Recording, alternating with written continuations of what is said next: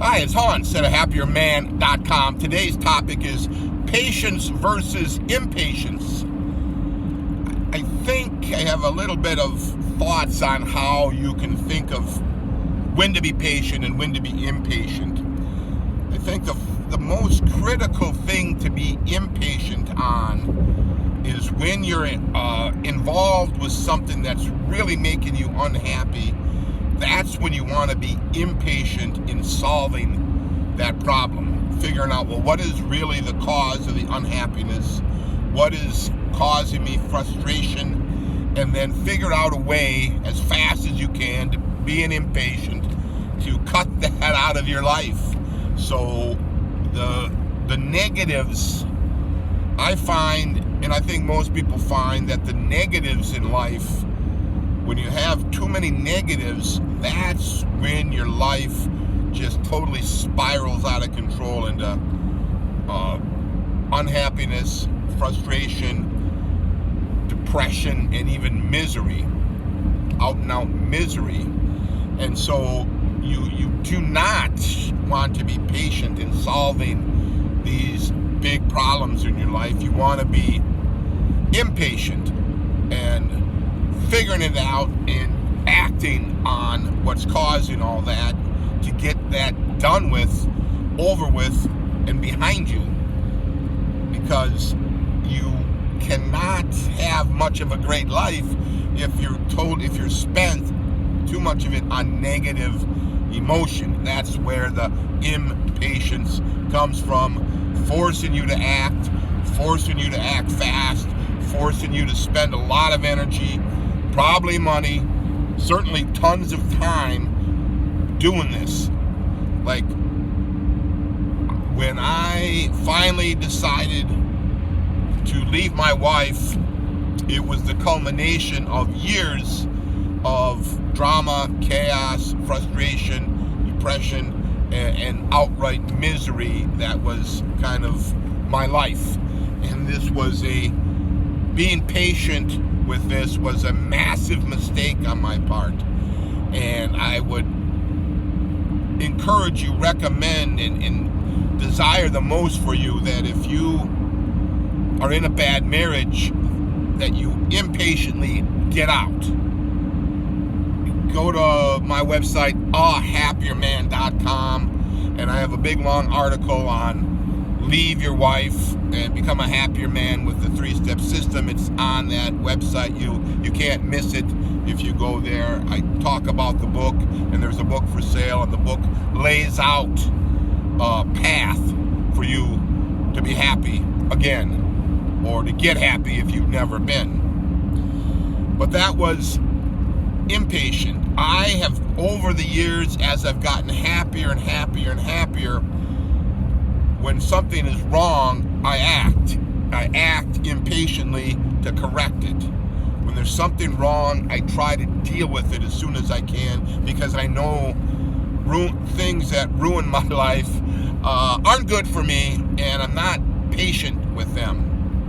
And I think patience has its place, and we'll get to that in a minute, but it does not have its place with things that cause you misery. And a bad marriage, a bad job, living in the wrong place, the wrong circumstances, something wrong in your life, it's just gonna drive your life downward, and you'll be so far down that just trying to be happy is going to be darn near impossible.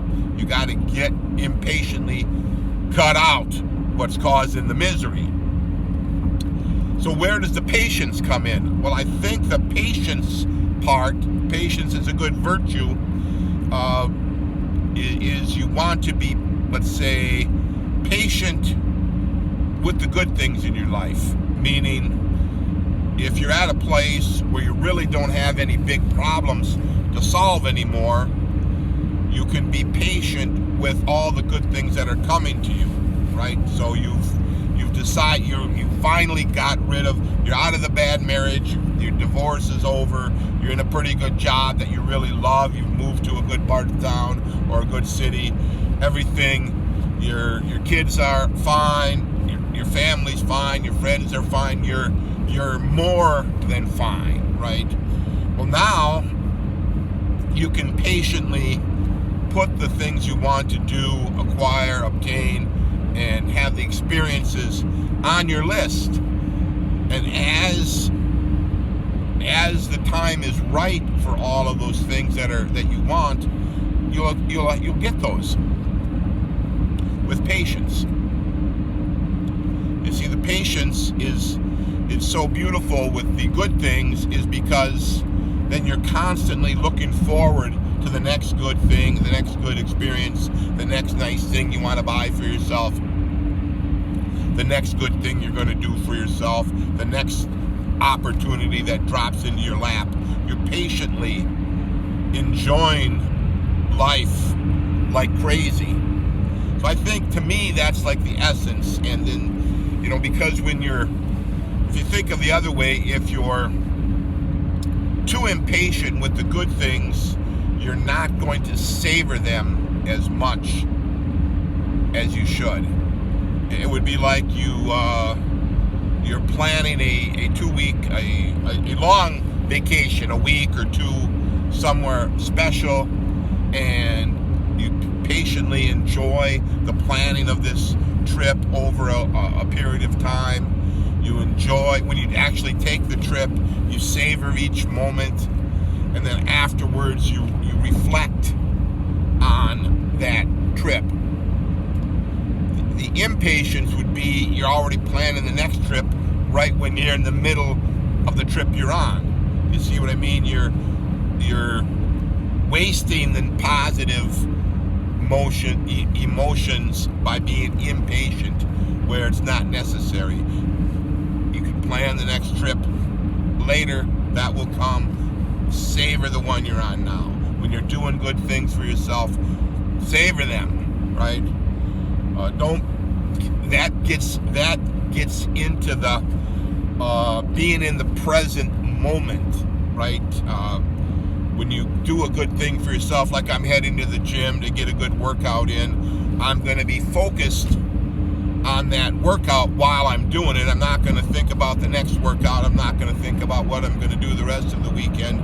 I'm going to be enjoying the moment, and that's where being present helps you. That's the patience that I think is so valuable in this. But again, if it's bad, you don't want to be patient.